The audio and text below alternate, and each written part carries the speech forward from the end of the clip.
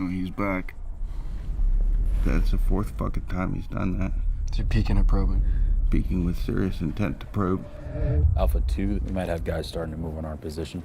Copy, we're getting a buildup of activity here too. Yeah, I definitely see weapons at this point. Yeah, we have definite massing. So, creating an experience is something I'm hearing a lot about warfare, something that tries to reenact the visceral intensity of being on the ground in a scenario such as that. And as far as the horrific sights and sounds would have us believe, this is an experience of devastating tragedy and carnage, one made loud, clear, brutal, and immersive, where the bloody, horrific realism of it all definitely leaves an impression. It's been shot by Annihilation and Civil War director Alex Garland, who along with Iraq War veteran Ray Mendoza create harrowing images almost in a documentary style.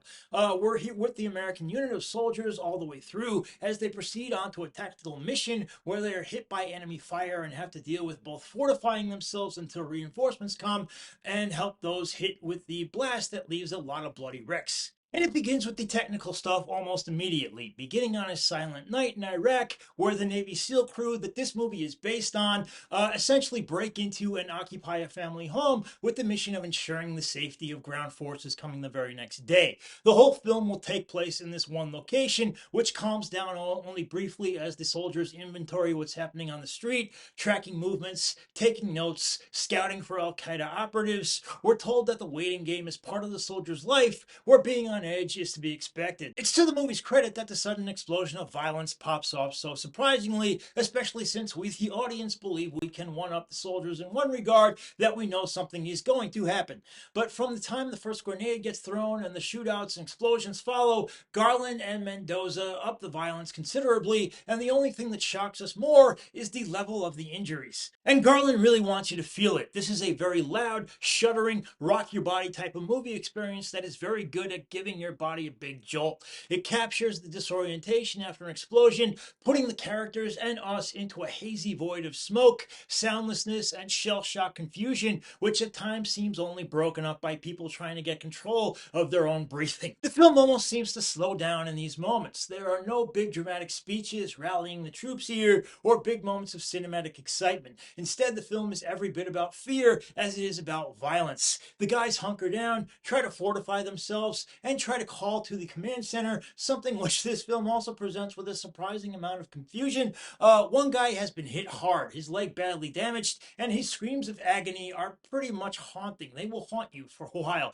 as are the eyes of the guys around him as they try their damnedest to hold it together and do what they can for him. Obviously, the film that this movie most resembles is Ridley Scott's Black Hawk Down, another movie that really plopped us right into the chaos almost immediately. Is it as gripping as that one? I mean, I don't think so. It feels like there's a lot of emulation to this, that Garland is conducting his own little cinematic experiment to see if he can really capture war and all of its ambiguities and horrors. Warfare is definitely shocking, but the power seems to dull a little bit, knowing that the director seems to also be trying to measure up. Maybe it's because the characters are here more to go through the motions of his battle sequences than for us to really get to know them. Actors like Will Poulter, Charles Melton, Cosmo Jarvis, DeFaro, Woon-A-Tai make impressions only in the specific job the film wants them to carry out, and we feel for them and the predicament they're in, but at the same time we kind of feel at arm's length with them as well. The problem here may be that this war is hell narrative isn't going to surprise too many people. We've seen it before, and if this is actually trying to go for any type of anti-war messaging, well then it kind of fails in that regard too.